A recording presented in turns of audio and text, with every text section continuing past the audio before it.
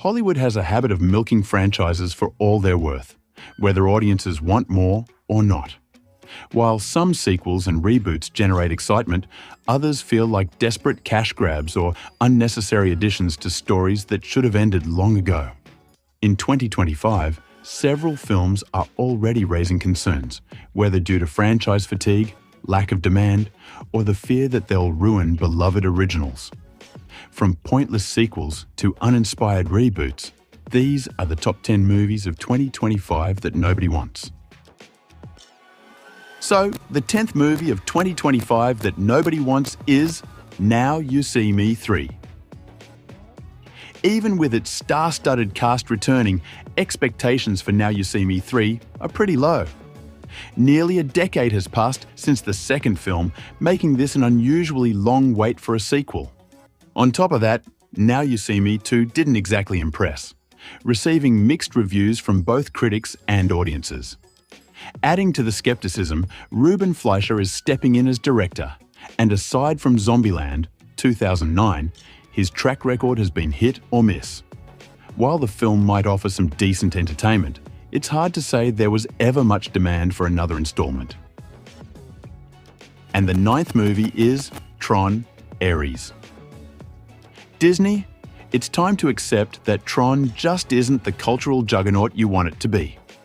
Both previous films were only moderate successes, despite their impressive visual effects. Well, except for that unsettling de-aging on Jeff Bridges, which still haunts us. Now, 15 years after Tron Legacy, the franchise is making a comeback. Talk about missing the moment. Unfortunately, this sequel already has plenty of red flags. Questionable casting choices, no Daft Punk, repeated production delays, a storyline set in the real world, and a director best known for Pirates of the Caribbean Dead Men Tell No Tales. Safe to say, this one feels like a system error. And on number 8, we have I Know What You Did Last Summer. It's pretty clear what's happening here. You saw the massive success of the new Scream movies and decided to jump on the bandwagon. Just like I Know What You Did Last Summer originally existed in Scream's shadow, this unnecessary sequel is now riding the coattails of its revival. Serving as a direct follow-up to a movie that's now 27 summers old, it brings back Jennifer Love Hewitt and Freddie Prinze Jr., but despite their return, the excitement just isn't there. Who knows? Maybe this will breathe new life into the long-dormant franchise. But for now, it looks like this one is sinking fast. And the 7th movie on our list is Lilo and Stitch.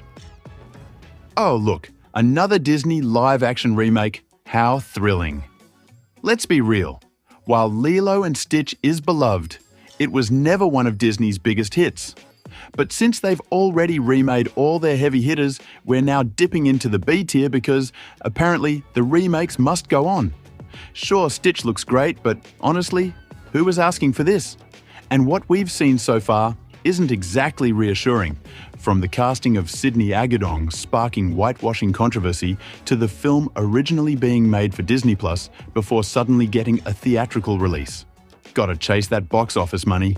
Honestly, we're just exhausted. And the 6th movie that nobody wants is The Naked Gun. Quick question, who actually asked for a new Naked Gun movie? And more importantly, who wanted one without Leslie Nielsen? The legendary comedian passed away in 2010, yet instead of letting his iconic Frank Drebin character rest, we're now getting a sequel focused on his son, played by Liam Neeson. Why Neeson? Maybe because his name sounds vaguely similar, and they're hoping to trick a few confused moviegoers into buying a ticket. As much as we love the original films, that signature Zucker-esque style of humour isn't exactly in vogue anymore, making us wonder if this reboot will even find an audience. And to top it off, David Zucker himself isn't involved, which doesn't exactly inspire confidence. And the 5th movie of 2025 that nobody wants is Toy Story 5. At some point, you have to grow up and move on. That was the core message of Toy Story 3. That was 15 years ago. But rather than stick to its own themes, the franchise kept going, leading to the admittedly well-made but completely unnecessary Toy Story 4. The third film provided a stunning, emotional, and beautifully crafted conclusion, one that could have cemented Toy Story as one of the greatest trilogies ever. Yet here we are, with a fifth installment set for summer 2026. While it will likely be enjoyable, it feels less like a meaningful continuation and more like a cash grab. And on number 4, we have The Conjuring, Last Rites. Supposedly, The Conjuring Last Rites will be the final chapter in the franchise. And honestly, it's about time.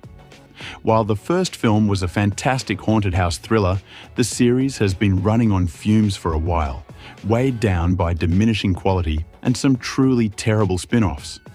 At this point, it feels like audiences have moved on. The Conjuring The Devil Made Me Do It wasn't well received and struggled at the box office. Yes, COVID played a role, but it also highlighted the franchise's fading appeal.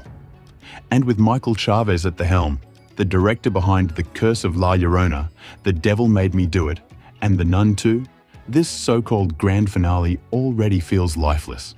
It's time to put this series to rest. And on number 3, we have Jurassic World Rebirth.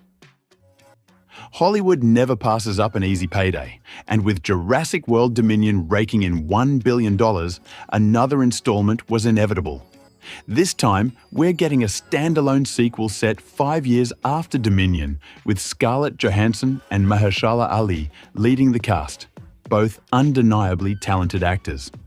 Gareth Edwards, known for his solid work on Godzilla 2014, is directing, which is promising. However, with David Koepp handling the script and the Jurassic World series' shaky critical reception, it's hard not to approach this one with a healthy dose of skepticism. And the second movie of 2025 that nobody wants is a Minecraft movie. A Minecraft movie was always inevitable, but did it have to be this? When the first teaser dropped in September 2024, the internet wasted no time tearing it apart. Critics slammed the CGI, the unsettling creature designs, and, of course, that now infamous Jack Black line, because, once again, he seems to just be playing himself. Needless to say, it didn't exactly inspire confidence, even if the second trailer was a notable improvement. Video game adaptations have been thriving lately, but we can't shake the feeling that Minecraft might end up as the odd one out. And the last movie on our list is Snow White. Is it too late to pull the plug on Snow White? Because at this point, it feels like nothing good can come from it. From the moment it was announced, the film has been met with relentless backlash. And frankly, it seems like nobody wants it.